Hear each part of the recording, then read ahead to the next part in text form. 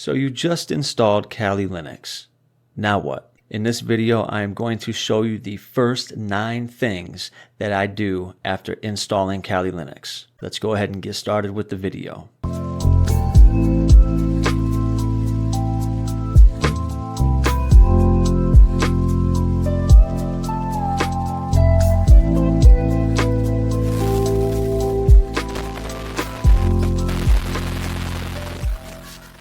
As of the recording of this video, I'm using Kali Linux 2024.3.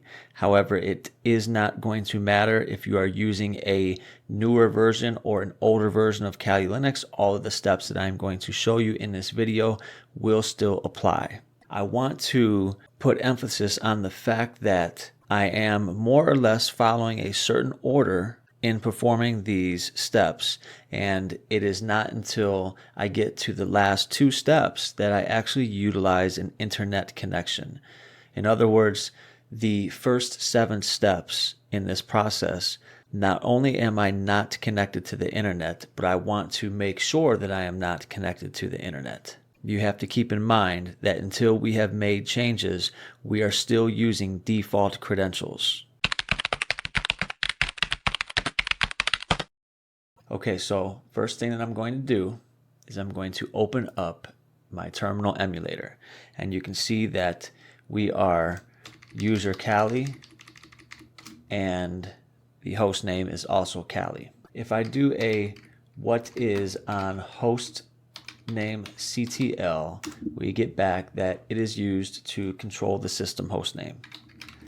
So I'm going to run the command sudo hostnamectl set hostname and then give it the name of the new host name. I'm going to name it demo and give it my password. The next thing that I'm going to do is I'm going to use sudo, and I am going to use my nano text editor, and I'm going to open a file inside the ecdsa directory that is called hosts.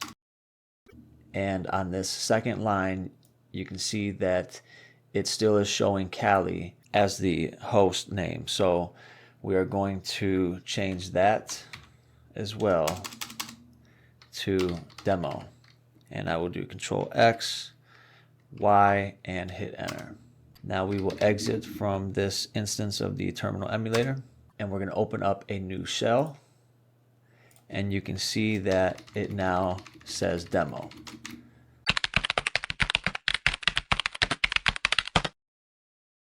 The next thing that we are going to do is create a new user. We want to get away from using the default user of Kali. So to create a new user, I'll run the command sudo adduser, and we are going to call this user fresh. I'll enter my password for the still existing Kali user. And I have to create a new password for the new user. For all these values, I'm just going to hit enter.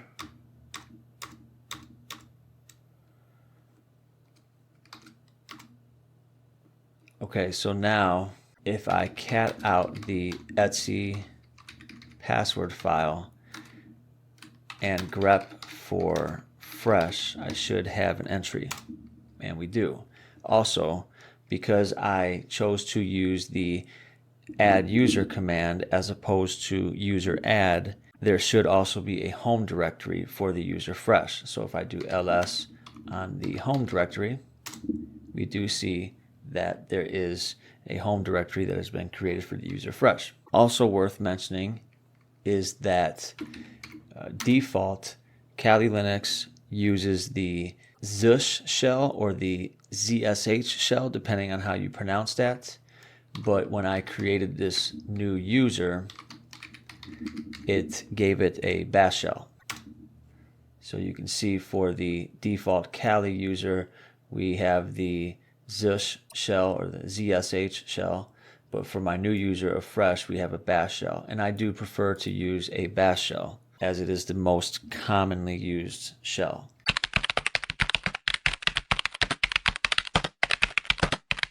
The next thing that we are going to do is to add the user fresh to the sudo group so that when we are using the new user, we have sudo privileges and we can run commands using sudo. So to do that, I'll run the command sudo usermod -G for the group that I want to add the user to, and that group is going to be the sudo group, and the user is fresh. Now if I change to that user fresh, I should be able to run sudo commands. And I can. So now that I have created my new user, I am going to log out and log back in as the new user.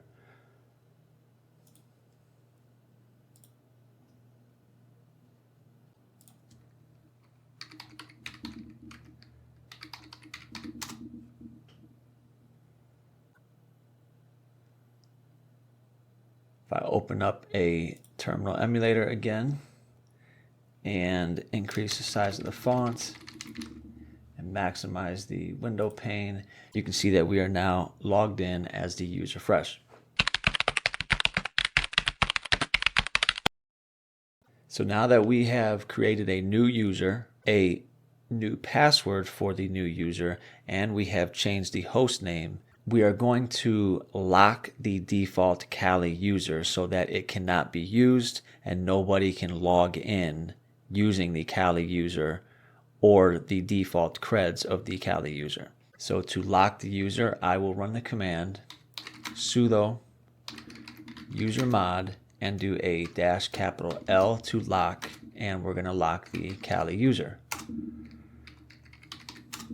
And if I cat out the contents of the etsy shadow file and I grep for Kali, you will notice that there is this exclamation point right here, and that signifies that the Kali user is locked. If I, for example, cat out the contents of the shadow file and grep for the user fresh, you will see that there is no exclamation point right here. So that is the difference.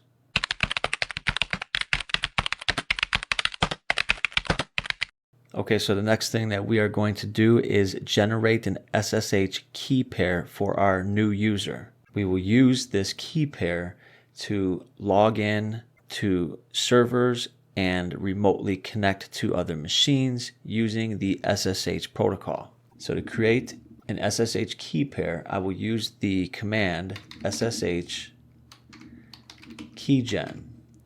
And I'm going to do a -T to specify the type of key.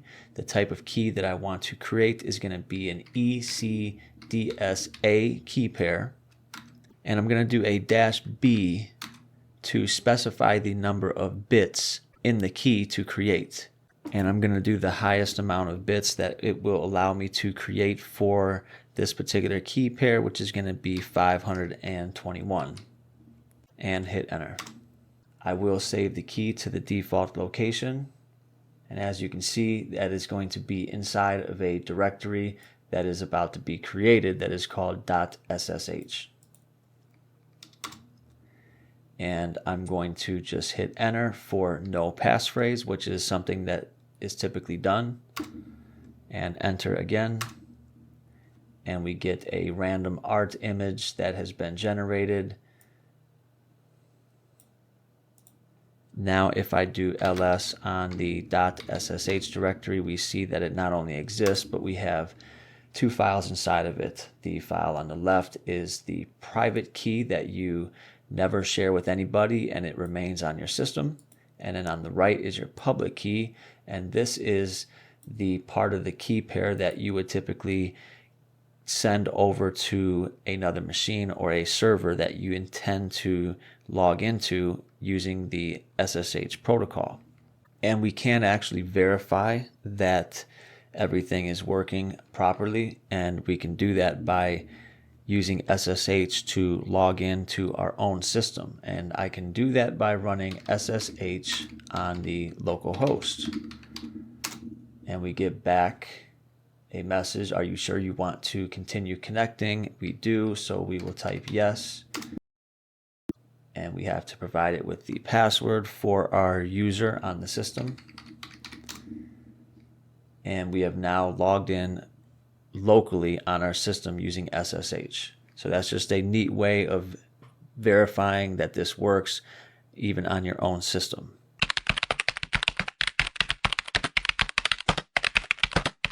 Okay, so the next thing that we are going to do is we are going to check for running services, and we are going to stop and disable any of those running services that we do not wish to remain running.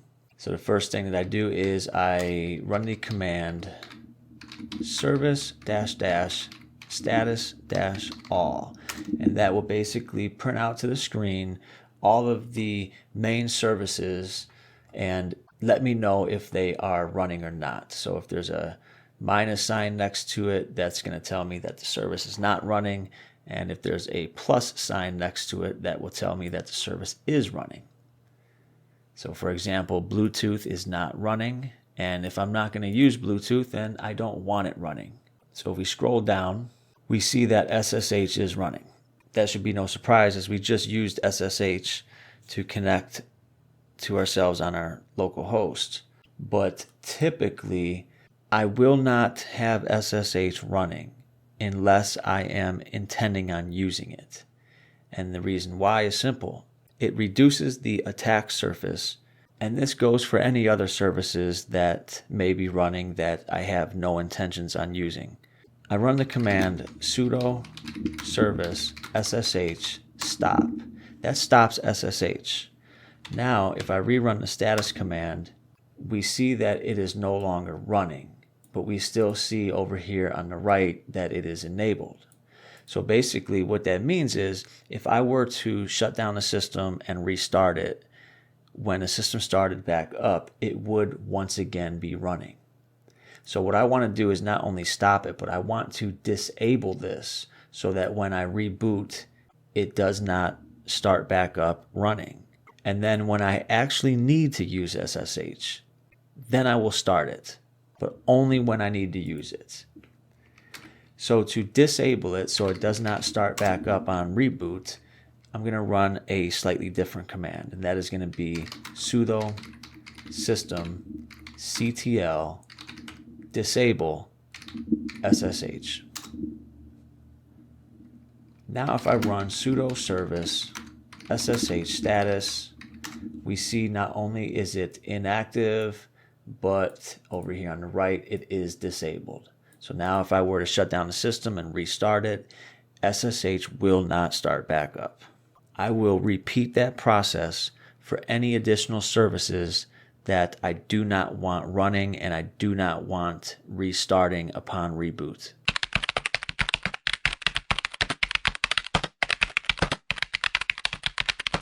The next thing that I'm going to do is open up the Power Manager application. So if I come up here to the upper left and open up the Applications menu, I can type in Power, and I'm looking for Power Manager, which is right here. The main thing that I'm trying to do here is just stop my screen from going to sleep and stop the screensaver from being enabled. So if I come over to display, I do not want it to go blank.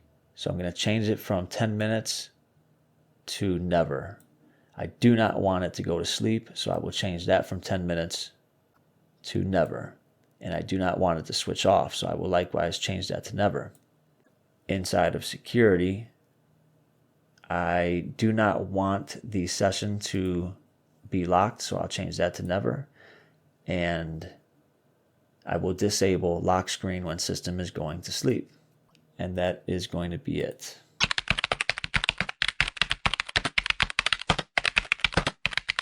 Okay, so we just finished the first 7 steps in this process. Now we're going to move on to the last two, and it is at this point that for the first time I am now going to make a connection to the internet. Just to make sure that I have network connectivity, I will go ahead and ping a common DNS server. All 4 packets were transmitted, 3 were received. I have a little bit of packet loss, but that's probably because I just made my connection to the internet. Let me go ahead and rerun that.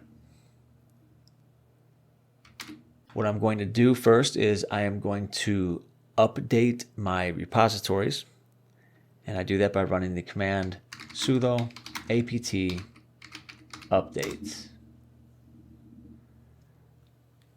And this is basically updating the repositories stored on my system locally, where my system will look to find the most recent version of any applications that I wish to install. So it has updated the repositories, and it also tells me that if I wish to upgrade the packages, that I have 543 packages that can be upgraded. If I want to see the packages that are going to be upgraded, I can run apt list -- upgradable. Printed out to the screen are all of those packages that will be upgraded if I choose to upgrade all of the packages on my system, which I am going to do. That is going to be the next part of this step. If this is your first time doing this, this could actually take upwards of a couple hours depending on how fast or slow your system is. So be prepared for that. So to upgrade the packages, I type the command sudo apt upgrade -y.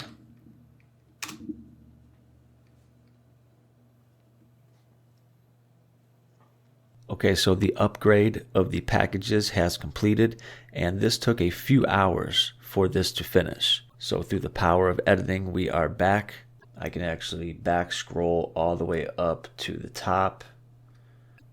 So now, just for good measure, I am going to reboot the system. All right, so we have rebooted the system, and we have made it to our last of the 9 steps in this process.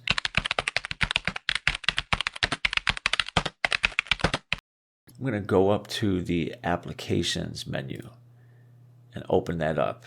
You can see that on Kali Linux, the majority of the tools are categorized for us, and they are numbered 1 through 13, for example, and 1 being information gathering, 13 being social engineering tools. Number 6 is wireless attack tools. So if I show you what's currently inside of the wireless attack tools, we have things such as Wi-Fi, Reaver, and Kismet, and then we have an additional submenu for 802.11 tools such as Bully and Wash, and Bluetooth tools, and the only one in here currently is SpoofTooth. Kali Linux has a feature that it comes with that is called Kali Tweaks. I'm going to open up the Kali Tweaks menu using sudo privileges. We're presented with the main menu, and what we are going to take a look at are referred to as Metapackages. This allows us to install specific subsets of tools for particular needs. So when I hit enter, it's actually going to perform an update again, and then it brings us back to the menu for the Metapackages. And what this is allowing us to do is, in a very quick, easy, and simplified manner, it will allow us to install multiple tools that fall under a particular category, such as Bluetooth or Wi-Fi, better known as 802.11. We can use the down arrow key to scroll through some of these Metapackages. And the 2 that I am interested in installing are going to be the top 2. That is going to be the 802.11 attack tools, as well as the Bluetooth attack tools. So I'll just hit the space bar, and you see it puts an asterisk inside of these square brackets. And once again, I'll hit the space bar for Bluetooth, And now I'll hit the tab key, and when it highlights apply, I will hit enter. Now I will hit OK. And if you get this message that your system is not fully up to date, you may want to choose OK, but for me this is just for demonstration purposes, so I'm going to hit skip. And now I will do Y for yes to continue.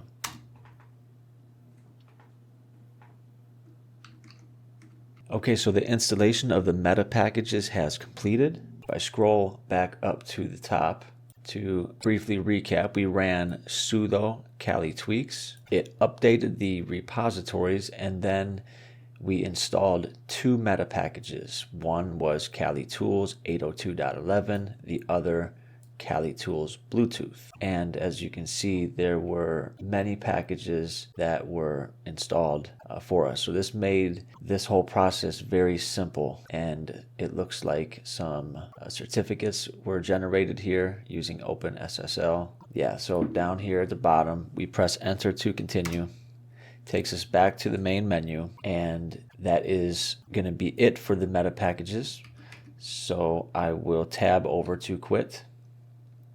Now we're going to go back up to the applications menu, and we're going to take a second look at number 6, wireless attacks. As you can see, there are additional tools here that we did not see before. If we open up 802.11 wireless tools submenu, there are additional tools that have been added here.